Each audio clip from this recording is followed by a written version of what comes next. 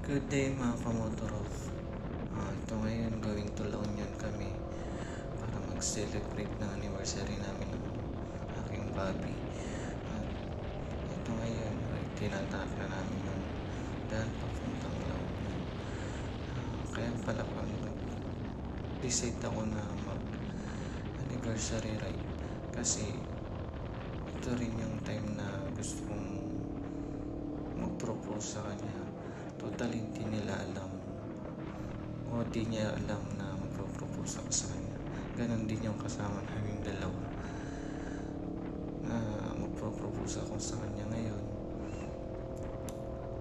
Kaya surprise, scripted na ginawa ko pero hindi nila alam. Yung mahirap din naman mag-isip kung paano gagawin, but ito talaga yung usually naisip ko na pag-propose sa kanya na saktong anniversary din namin. Tagal ko na rin pinag-isipan, then ito totally dumating na rin. Kaya lang akala ko di matutuloy kasi diretso yung ulan kasi nga may bagyo. Buti na lang nung saktong pagdating na ng araw ng anniversary namin, gumanda yung panahon kasi akala ko di gaganda yung panahon kasi kahapon maulan hanggang gabi, ang lakas pa ng ulan kagabi.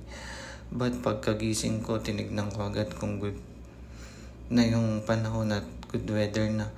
At ayun, nakita ko nga medyo lumiliwanag na lumalabas yung araw.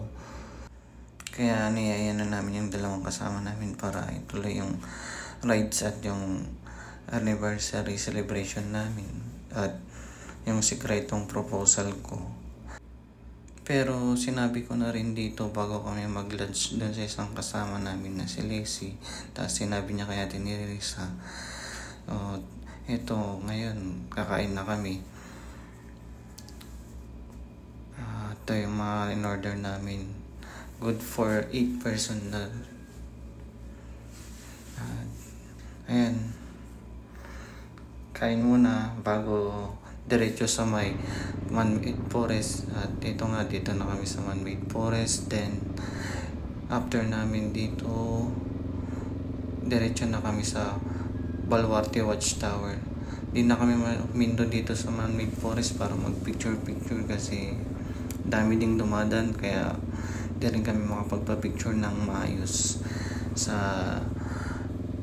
dami ng dumadaan. But ayun, kaya diretso na kami sa may Baluarte Watchtower para makapag na rin, pahinga ng konti doon. Tas ayun, tutuloy ko na yung plano ko na pagpropose.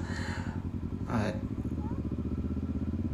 ayun, kinakabahan at sana maging successful.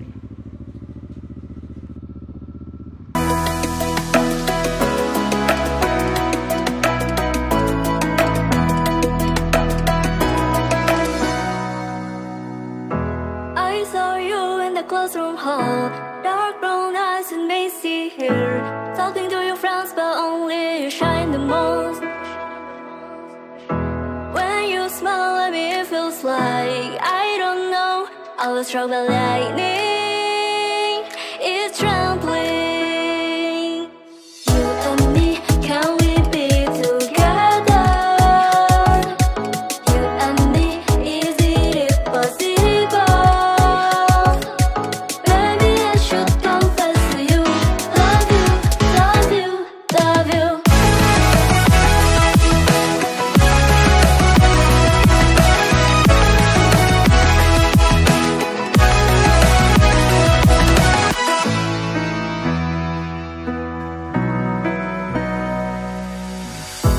I can't stop thinking about you when I'm thinking so lonely. So you're the author, I'm broken heart.